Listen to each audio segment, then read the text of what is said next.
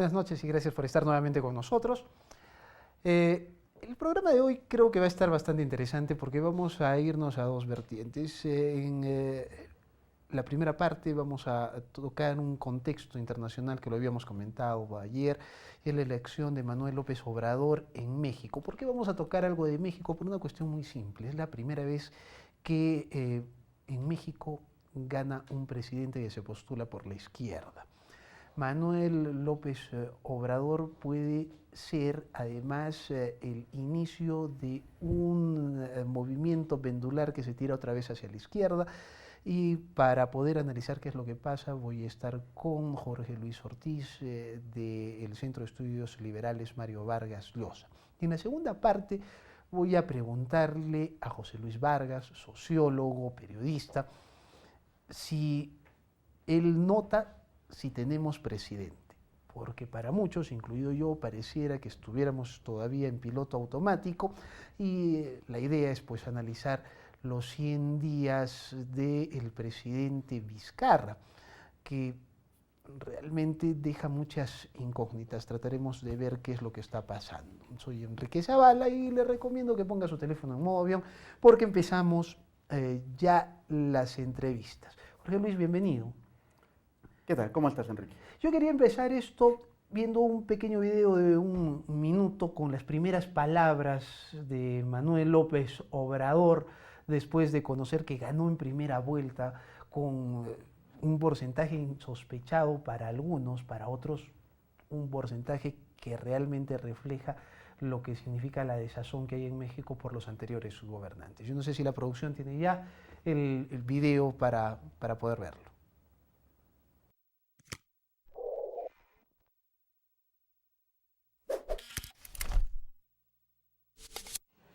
La transformación que llevaremos a cabo consistirá básicamente en desterrar la corrupción de nuestro país.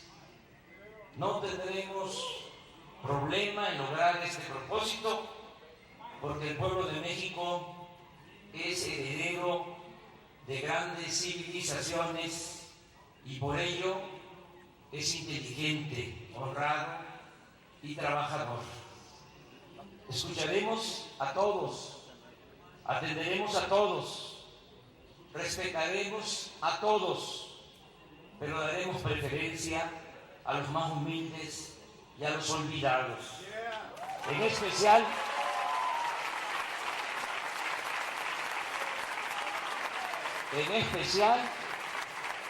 a los pueblos indígenas de México. Con el gobierno de Estados Unidos buscaremos una relación de amistad y de cooperación para el desarrollo, siempre fincada en el respeto mutuo y en la defensa de nuestros paisanos migrantes que viven y trabajan honradamente en ese país. Reitero el compromiso de no traicionar la confianza que han depositado en mí millones de mexicanos. Voy a gobernar con rectitud y justicia. No les fallaré. Mantengo ideales y principios, que es lo que estimo más importante en mi vida. Pero también confieso que tengo una ambición legítima. Quiero pasar a la historia como un buen presidente de México.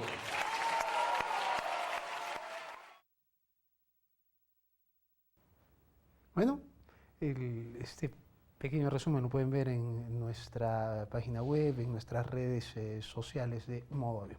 Jorge Luis, ¿no te parecía el inicio básicamente de ese discurso como un mensaje al estilo Francisco? El Papa Francisco diciendo, sí, atenderemos a todos, pero especialmente a los más pobres, solo que Francisco lo dice en un tema espiritual, mientras que él habla de temas directamente materiales y como presidente. Bueno, sin duda hemos escuchado un discurso conciliador, un discurso que pretende de alguna manera poner tregua a toda esta campaña política que ha sido muy dura. Se ha podido ver esto en los debates, por ejemplo, muy subidos de tono, Y además dentro de un contexto inusitado en México, un contexto de mucha violencia en este periodo de elecciones. Desde que se dio inicio a la carrera electoral, septiembre de 2017 aproximadamente, se han registrado bastantes hechos de violencia, ¿no? Tanto contra la clase política, no solamente contra postulantes, no solamente contra militantes, sino contra gente que de alguna manera estaba apoyando esta campaña electoral en los gobiernos locales, por ejemplo, sino también en la prensa. Hay que recordar que México es un país muy peligroso para los periodistas. Según reportes internacionales, es el país más peligroso junto con Siria para la prensa. Entonces, escuchar un discurso de López Obrador, ahora que se dieron los resultados de tipo conciliador, de alguna manera pone paños fríos, ¿no? a esta serie de hechos de confrontación. Es un país, estaba viendo una nota donde hablan precisamente de esto y dicen que el saldo de los últimos 12 años son 234.000 personas asesinadas. Nosotros hablamos de 70.000 muertos en la lucha contra el terrorismo, contra Sendero Luminoso. Pero allá en 12 años, 234.000 muertos, más de 30.000 desaparecidos, entre 300.000 y 1.6 millones de víctimas del desplazamiento forzado y más de 100 periodistas asesinados. Exactamente. Es una locura. Y a eso hay que comentar que solo el año pasado han sido asesinados entre 15 y 17 periodistas, ¿no? Ahora, habría que preguntarse dentro de este contexto, ¿realmente entonces fueron elecciones libres? Porque uno no puede ir a las urnas bajo algún tipo de sometimiento o de amenaza, ¿no? Muchos de aquellos quienes han aceptado ocupar un cargo lo han hecho siempre bajo la sombra de una pistola apuntándole en la nuca. Entonces, si bien es cierto, este discurso lo que pretende es poner las cosas en agua tibia, vamos a esperar qué es lo que ocurrirá de aquí a cuando tome, ¿no?, posesión del cargo, que es en diciembre de este año. A ver si es que parte de ese discurso radical que ha venido sosteniendo López Obrador va a enfrentarse a una realidad que lo va a llevar contra las cuerdas y va a tener un discurso y una postura mucho más sensata. Eso es lo que esperan. Los alemanes en México suelen decir que nunca se come tan caliente como se cocina. Tú esperas que ahora su discurso, así como fue un mala durante la campaña, tienda a bajar sustancialmente el encontrarse con la realidad del país. Claro, la realidad, y sobre todo la realidad económica. Estamos hablando de un país en donde existe un fuerte porcentaje de población aún en pobreza, ¿no? Son 127 millones de mexicanos, más de 50 millones viven en pobreza. 55 millones viven en pobreza. Y 7 millones en pobreza extrema. Y la tercera parte de su ingreso del PBI proviene precisamente del intercambio comercial de su principal socio, ¿no? Estamos hablando de Estados Unidos. Bueno, para ti, la izquierda de López Obrador es un peligro para América Latina. A ver, habría que definir si es que efectivamente Manuel López Obrador pertenece a esa cantera tradicional de la izquierda, ¿no? De esa izquierda, al menos que en Sudamérica ha venido gobernando. Estamos hablando de una izquierda bolivariana, chavista, ¿no? Con fuertes alianzas estratégicas entre estos gobiernos que durante los últimos años ya se han venido retirando del espectro político, ¿no? Ahora, por supuesto, entender las felicitaciones de Nicolás Maduro, de Evo Morales o de Ortega en Nicaragua, para ellos significa más un éxito ideológico que económico, ¿no? ¿Te parece que ha sido una exageración comparar a Manuel López Obrador con Chávez, por ejemplo? Bueno, López Obrador con Hugo Chávez comparten una característica muy, muy importante, ¿no? El rasgo del líder carismático, que es propio además de los gobiernos populistas. Manuel López Obrador, así como Hugo Chávez, ha centrado su discurso siempre en la identificación de un enemigo común para sus pueblos, ¿no? Y un enemigo común externo, en este caso, Estados Unidos, ¿no? Hay en ese momento, por ejemplo, pocos recuerdan que durante los primeros 10 días de gobierno de Donald Trump, López Obrador viajó a Estados Unidos, hizo una pequeña gira por algunas ciudades apoyando a los migrantes, considerando el discurso antimigración de Donald Trump. Eso le generó bastantes réditos políticos, ¿no? Electorales posteriormente. Entonces, además, Manuel López Obrador, hay que recordar que en su juventud fue un joven entusiasta vinculado a las fuerzas políticas del PRI. Es decir, Él nace en las canteras su del PRI. Formación política es del PRI, ¿no? Ahora para que la gente pueda tener una idea, el PRI viene a ser, bueno, ya no, pues, ¿no? Pero en esa época era una suerte de primo hermano del aprismo, entonces quien nacía en el PRI terminaba en el PRI. Él fue uno de los pocos políticos que se apartó. Uno de los partidos políticos más antiguos, además de la región, ¿no? Hay una cuestión. ¿Cuánto tiempo me queda? Tenemos que ir a un corte. Cuando regresemos, quiero hablar de la Alianza del Pacífico, porque eso es lo que más nos une a México, y la Alianza del Pacífico fue, sí es cierto, una alianza económica, pero también fue una alianza ideológica. Tras la pausa, hablamos de eso.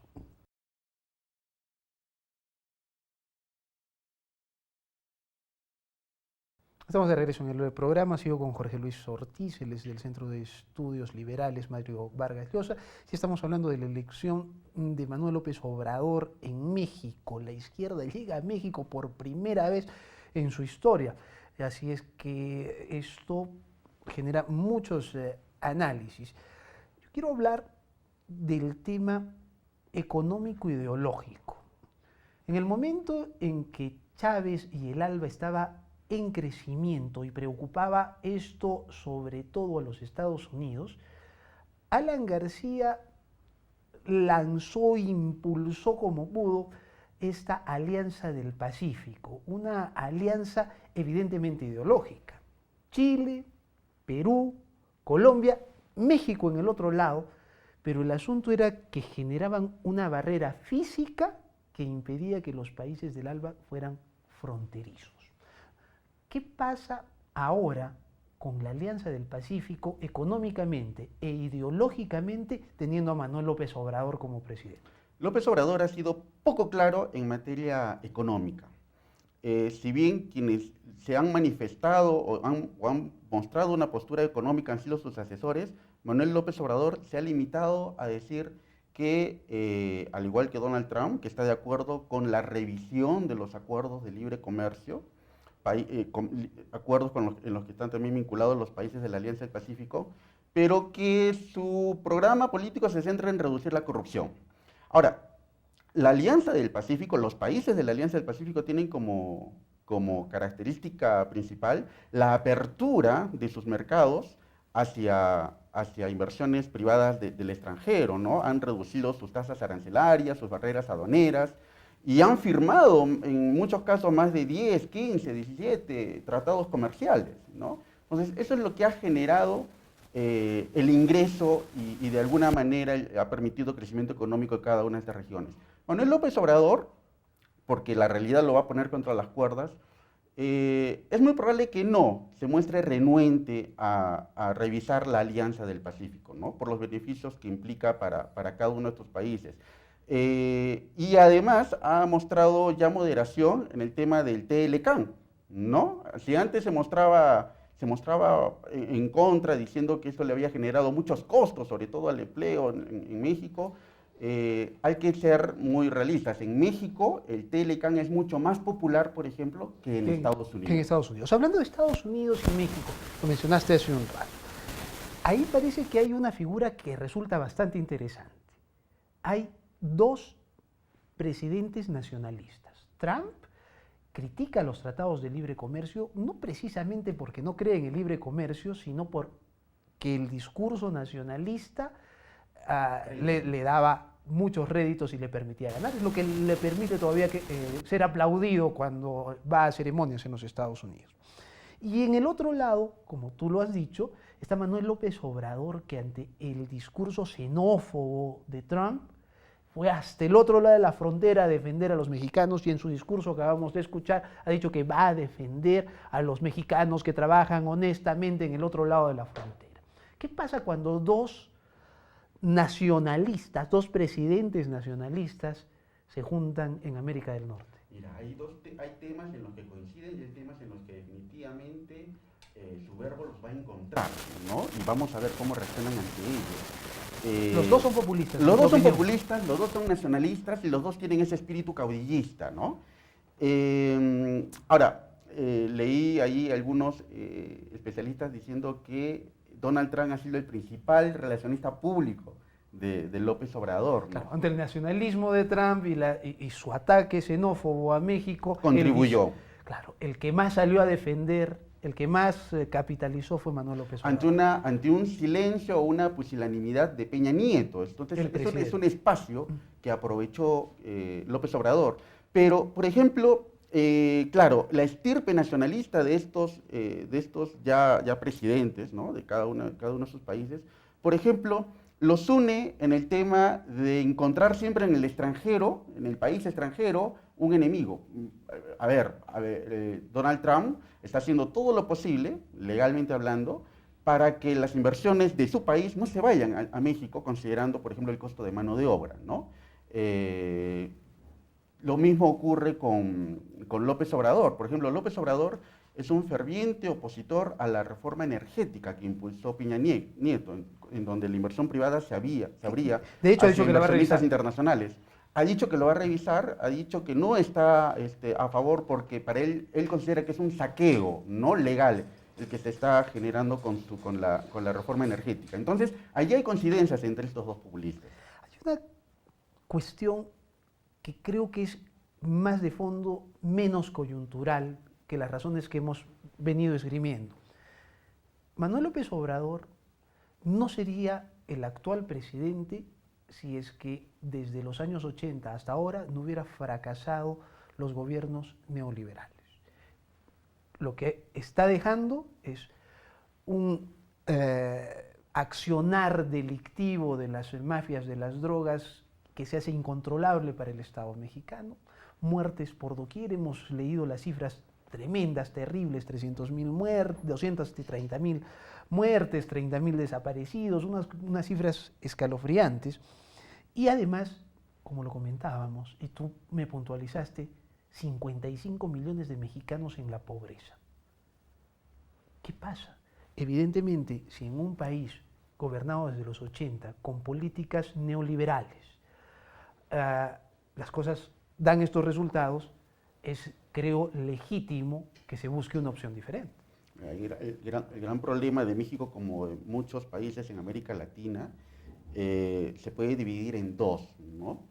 Claro, uno dice, a pesar de las privatizaciones, ¿por qué no hay bienestar? ¿Por qué la pobreza se mantiene?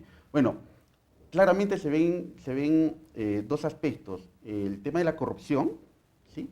Y el tema del gasto público, ¿no? El tema del gasto público. Hay una contradicción porque López Obrador dice, bueno, por culpa de este modelo es que nosotros no, a pesar de los recursos que tenemos, es que nosotros no crecemos. Hay un discurso en el año 2006, cuando gana por 0.5 Calderón las elecciones presidenciales y él postuló por primera vez a la presidencia, hay un discurso que lo pinta de cuerpo entero y que además vuelve su mensaje contradictorio. Él dice, al diablo sus instituciones, ¿no? Al diablo sus instituciones. Y un presidente que pierde una elección, perdón, un candidato que pierde una elección, lo que hace finalmente es facilitar las cosas para una transición, para el fortalecimiento institucional, no para mandar al diablo a las instituciones. Además... No, pero acuérdate, estaba compitiendo con el PRI, ¿no? Claro, la dictadura perfecta. Claro, no, bueno, pero no ganó el PRI, ganó Calderón, del PAN. Entonces, él cuando dice sus instituciones se está dejando de identificar con la institucionalidad democrática. ¿Pero tú crees que es eso o era el discurso pues en caliente? Bueno, López Obrador, desde que fue dirigente juvenil, cuando tuvo 23 años, en su misma universidad, además él estudió ciencias políticas en la UNAM, luego perteneció al PRI. Lo que pasa es que él como todo gran aprendiz de este gobierno longevo que fue el PRI y después se pasó al PRD, lo que además demuestra es que ha sabido acomodar su discurso hacia los auditorios. Hay una cuestión que nos estamos olvidando. Él ya ha gobernado la capital, ha sido alcalde del DF. Ya tiene la experiencia. No lo hizo mal. Bueno, es que él además se muestra como un político de contrapeso, es decir, a toda la larga tradición de esta dictadura perfecta que representó el PRI, él se presentó como el contrapeso ideal, perfecto. Cuauhtémoc Cárdenas también postuló a la presidencia en México por el PRD, cuando por tercera vez, cuando se dio cuenta que ya no tenía futuro político, levantó el brazo de López Obrador, entregándole la posta y le dijo, tú vas a representar el cambio, ¿no? Y ahí es donde empieza esta leyenda de López Obrador, ¿no? Esa obra mesiánica que ahora se ha visto consolidada al ganar la presidencia. Una pregunta final. Estamos viendo lo que está ocurriendo en estos instantes en México. ¿Tú crees que con lo que estamos viviendo, la salida de Kuczynski desastrosa del gobierno, y que mostraba que un millonario también está metido en temas de corrupción, que acá no es cuestión de plata, y con un Vizcarra que hasta ahora yo no sé si está gobernando o no está gobernando, si tenemos gobierno o no tenemos gobierno, podrían dar paso a que se forme una candidatura potente de la izquierda y que sea la izquierda quien gane las próximas elecciones en Perú? He estado revisando algunas entrevistas de Manuel López Obrador para responder tu pregunta y yo, por ejemplo, encuentro muchas similitudes de su discurso, de su perorata, con algunos dirigentes de izquierda aquí en el Perú. Por ejemplo, inmediatamente me acuerdo de Marco Arana, ¿ya? Muy básicos para las propuestas, pero siempre con ese nacionalismo efervescente. Entonces, yo creo, para empezar, que México no va a ser una Venezuela. En México todavía hay una institucionalidad que puede contener estos apetitos de poder. Ha llevado a su jefe de gabinete a un empresario que va a ser el nexo con los demás empresarios. Es sí preocupante que AMLO o López Obrador digan un discurso, mi prioridad son los pobres, ¿no? Mi prioridad son los desfavorecidos. Los indígenas. Un momento, ¿y dónde queda la clase media? ¿Y dónde quedan los empresarios? ¿No? Eso sí es preocupante. Ahora, para terminar, hemos visto, tú estás encontrando estas similitudes. Se cayó Lula, que fue un momento el modelo que seguía la izquierda peruana. Se cae Chávez, un modelo que seguía la izquierda peruana. Ahora el modelo de la izquierda en nuestro país va a ser AMLO, López Obrador.